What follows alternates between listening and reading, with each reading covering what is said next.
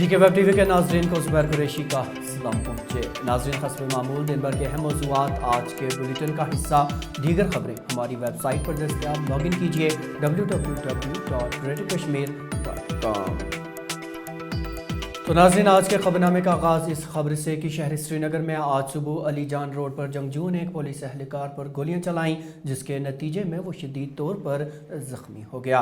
Police के मुताबिक गुलाम हसन नामी पुलिस एहलकार पुलिस कंट्रोल रूम श्रीनगर की हेल्पलाइन पर बतौर ड्राइवर तैनात है और हमले के दौरान वो ड्यूटी पर नहीं था। ज़ख्मी एहलकार को सिकिम सोवरा मुंतकिल किया गया, जहाँ वो ज़ेर इलाज है। नरेसना हमले के फ़ौरन बाद फोर्सेस ने इलाके को मुआसरे में ले लिया और तलाशी कार्रवाई शुरू कर दी। हमारे इलाके में 100-200 पुलिस वाला है हमारे कॉन्स्टिट्यूंसी में। हाँ, अगर वो मारने से आज़ादी हुआ तो तब तो ठीक है, मारो वो बेचारे, बाकी लोग तो आराम करेगा। ठीक है, अगर वो मारने से आज़ादी मिलेगा तब तो ठीक है, तब तो बिल्कुल ठीक है। उन्होंने 10 लाख रुपया लोन लिया था आज से 3 महीने पहले। 3 महीने पहले 10 लाख रुपया लोन लिया था और मकान भी बनाया था। उसको खाली मकान में आज 4 दिन हुआ था बैठने। उस बेचारे आज तक 2002 से उनने नौकरी किया था, 2002 से आज तक उनने मकान नहीं बनाया। नाज़रीन खतवानी कमीशन की ख़त्मी रिपोर्ट के खिलाफ एहतजाज और सियासी बयानात का सिलसिला बदस्तूर जारी है। आज अपनी पार्टी के सदर सैयद अल्ताफ़ बुखारी ने इसे मुस्तरद करते हुए कहा कि कमीशन ने ज़मीनी हक़ाइक़ को नज़रअंदाज किया है। उन्होंने कहा कि यह हदूदबंदी एक साइंटिफिक तरीके से होना चाहिए थी, जबकि ऐसा नहीं हुआ। सैयद अल्ताफ़ बुखारी ने यहाँ तक कह डाला कि इस रिपोर्ट को देखकर ऐसा लग रहा है कि इसे किसी सियासी जमात के दफ्तर में बैठकर तरतीब दिया गया है। कि डिलिमिटेशन जो हुआ ये जिन बेसिस पे साइंटिफिकली होना चाहिए था उस तरह से नहीं हुआ। डिलिमिटेशन जिन्होंने किया ऐसा लगा कि ये किसी पार्टी के दफ्तर में बैठ के बनाया गया है, लेकिन ये कोई कपड़ा तो उन्होंने काटा। लेकिन इस यहाँ डेमोक्रेसी में कोर्ट बनाने वाले लोग होते हैं। मुझे उम्मीद है लोगों ने ये चाल समझ ली होगी और वो जो उनके चाहिए नुमाइंदे में उन्हीं को चुनने सर जो नहीं मानी गई। इसका मतलब है कि जो डिलिमिटेशन कमीशन था शायद उन्होंने जमीनी हकाइक को नहीं देखा और उन्हें नजरअंदाज किया। हैविंग रिजेक्टेड इट, हमने ड्राफ्ट भी रिजेक्ट किया, इसको भी रिजेक्ट किया, लेकिन ये तो रिजेक्शन ही हम कर सकते हैं। कोई कानूनी चाराजोई नहीं है। आपको पता है अपनी पार्टी कभी झूठ नहीं बोलती है, इसमें कोई कानूनी चाराजोई नहीं है। इसी के मुताबिक इलेक्शन होंगे और हम तैयार हैं। जम्मू कश्मीर वक्फ बोर्ड अब एहतियात के लिए ऑनलाइन निज़ाम मुतारिफ कराने जा रहा है और इसके लिए बैंक के साथ बातचीत जारी है। इन बातों का इजहार आज वक्फ बोर्ड की चेयरपर्सन डॉक्टर दरख्शां इंदराबी ने किया। उन्होंने यह भी कहा कि वक्फ बोर्ड की जानिब से बहुत जल्द एक कैंसर अस्पताल भी तामीर किया जाएगा।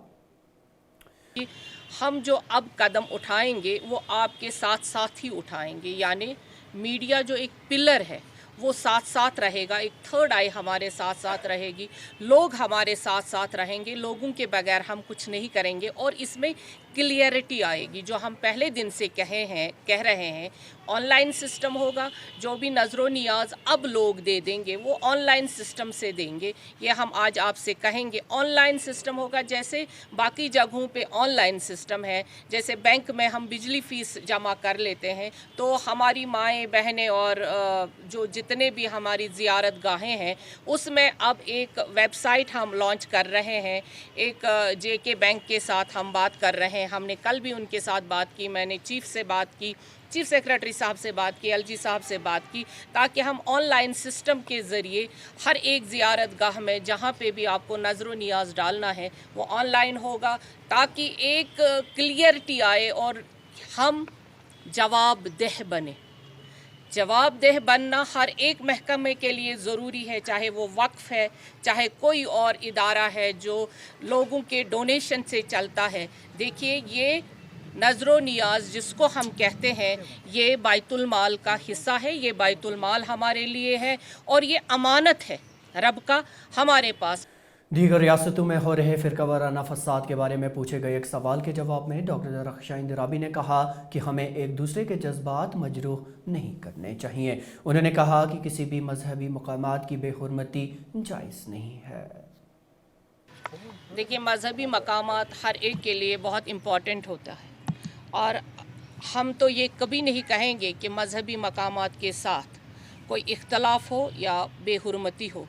हर एक का मज़हब बहुत ज़रूरी है, अपने मजहबी के साथ अकीदा हर एक का है, चाहे वो मुसलमान है हिंदू है। हम किसी को ज़ख्म नहीं पहुंचाते हैं और हम भी चाहेंगे कि हमारे अकीदे को भी ज़ख्म ना पहुंचाया जाए। जम्मू कश्मीर प्रदेश यूथ कांग्रेस कमेटी के रियासती सदर उदयबान चिब ने आज श्रीनगर में प्रेस कॉन्फ्रेंस के दौरान आलमी वबा कोरोना वायरस के दौरान अमवात की तादाद सही न बताने पर मरकज़ को तनकीद का निशाना बनाया। याद रहे कि आलमी इदारा सेहत की ताज़ा रिपोर्ट के मुताबिक वबा के दौरान अमवात की तादाद मरकज़ी एदाद-ओ-शुमार से काफ़ी मुख्तलिफ हैं। इस तरह से हम जानते हैं WHO के जो कोविड रिलेटेड जितनी डेथ्स हुई हैं इंडिया में, उनका जो स्टैट आया है, उनका जो फिगर आया है वो 47 लाख को भी ज़्यादा क्रॉस कर रहा है। और जो गवर्नमेंट ऑफ इंडिया का स्टैट्स है जो बताती है कि कोविड के कारण जितनी मौतें पूरे देश भर में हुई हैं वो 5 लाख से भी ज़्यादा नहीं हुई हैं। तो लगभग 10 गुना ज़्यादा स्टैट WHO जो है वो गवर्नमेंट ऑफ इंडिया से ज़्यादा बता रहा है। तो हम ये सवाल पूछना चाहते हैं सरकार से, बीजेपी सरकार से, कि ऐसी क्या मजबूरी थी कि जो इतनी मौतें हुई कोविड के कारण, उनका जो नंबर है वो आपने भारत के लोगों से छुपाया क्यों? क्या वो भारतीय नहीं थे? क्या उनका कोई हक नहीं था? अगर आपको लग रहा है कि कोविड को आप संभाल नहीं पाए, मैनेजमेंट अच्छी नहीं हो पाई और उसके कारण सबसे ज्यादा पूरे देश में, पूरी दुनिया में सबसे ज्यादा मौतें भारत देश में हुई हैं और उसकी जिम्मेदारी नहीं लेकर उसको छुपाने के लिए आप अगर गलत फिगर दिखाएंगे तो आप अपने आप को भी धोखा दे रहे हैं और सबसे ज्यादा धोखा आप भारत के हर एक निवासी को दे रहे हैं जिन्होंने वोट डालकर आपको सरकार में और सत्ता में लाया है। और जब आप अपनी गलती को ही नहीं मानेंगे तो सवाल ही पैदा नहीं होता आप अपनी गलती का सुधार करेंगे, क्योंकि जब तक हम गलती पहचानेंगे नहीं तो उसका इलाज ही नहीं शुरू होगा। ड्राइवर ट्रांसपोर्ट एसोसिएशन ने आज श्रीनगर में एक प्रेस कॉन्फ्रेंस के दौरान मुतालबा किया कि जम्मू कश्मीर में ग्रीन टैक्स का इतलाक फ़िलहाल न किया जाए। ट्रांसपोर्टरों के मुताबिक गुज़श्ता नासाज़गार हालात और लॉकडाउन की वजह से उन्हें भारी नुकसान से दो चार होना पड़ा है। उन्होंने कहा कि इसलिए फ़िलहाल ये टैक्स इल्तवा में रखा जाए। आज हमने जो प्रेस कॉन्फ्रेंस बुलाई थी वो इसी मुद्दे पे है कि जो JNK का ट्रांसपोर्ट है ये इस वक्त तबाही के दहाने पर पहुंचा है और इस चीज़ पे हमने जो गवर्नमेंट को बावर किया था कि हमें बाहर के स्टेट से कंपेयर ना करें। हमारी गाड़ियाँ उतना नहीं चल रही है जितना बाहर की चल रही है। हमें बस दो चीज़ें इस वक्त सबसे इम्पोर्टेंट है, 4 चीज़ें जो इस वक्त इम्पोर्टेंट। एक, SRTC को बियॉन्ड टाइम टेबल और जहाँ से हम प्ले कर रहे हैं पारमपुरा एंड क्या बोलते हैं इसको, पारमपुरा एंड पंथचो, वहाँ रोका जाए और साथ साथ जो ग्रीन टैक्स है इसको तब तक डेफर किया जाए जब तक हमें एक मीटिंग ना लिया जाए। उसके बाद 15 को हम, अगर ऐसा नहीं हुआ 15 को जितनी भी गाड़ियाँ सवत, नार, बांडीपुरा, बारामूला जितनी भी गाड़ियाँ हैं वो हम बटमालू ले आएंगे अगर इस पर अमल नहीं हुआ। और साथ साथ ग्रीन टैक्स के बारे में हमें इमीडिएट मीटिंग ली जाए। अगर नहीं हुआ तो फिर हम गाड़ियाँ श्रीनगर बटमालू अड्डे में ले आएंगे। जो भी हालात बने कि उनके जो जिम्मेदार होंगे वो यहाँ की एडमिनिस्ट्रेशन है। याद रहे कि हुकाम ने हाल ही में माहौल के तहफ़्फ़ुज़ और आलूदगी को रोकने के लिए तमाम पुरानी गाड़ियों पर ग्रीन टैक्स लागू किया है। इधर नोबल इनाम याफ्ता मुसन्निफ़ रविंद्रनाथ टैगोर की शोहर आफाक तसनीफ़ गीतांजलि का कश्मीरी तर्जुमा आज श्रीनगर में एक तकरीब के दौरान इजरा किया गया। यह तर्जुमा नामवर अदीब और कलमकार शबनम तिलगामी ने किया है। अदबी मरकज़ कमराज और बहार अदब तिलगाम पटन के बाहमी इश्तराक से मुनक़दा इस तकरीब में वादी के अतराफ़ व अकनाफ से आए उदबा और अदब शनासों ने शिरकत की। मुकर्रिरीन ने अपने ख़यालात के इज़हार के दौरान इस शोहर आफाक तसनीफ़ को कश्मीरी अदबी ज़ख़ीरे में एक गिरां कदर इजाफे से ताबीर किया।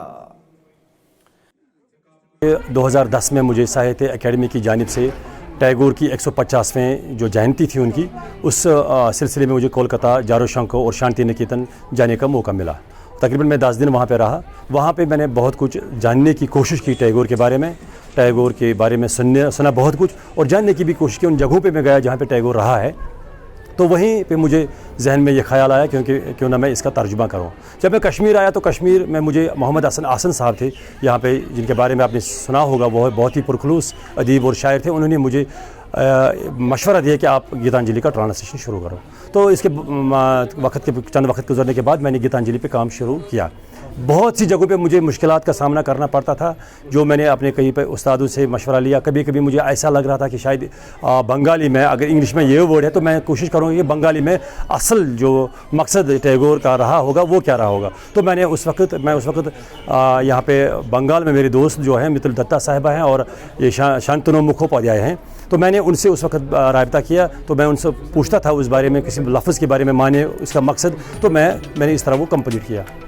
रौता की खबरों में नाज़रीन इतना ही। इजाज़त लेने से पहले आपको बताते चलें कि जीके वेब टीवी का ये खबरनामा ग्रेटर कश्मीर की ऑफिशियल वेबसाइट पर दस्तयाब है और आप इसे यूट्यूब, फेसबुक, इंस्टाग्राम और ट्विटर हैंडल पर भी देख सकते हैं।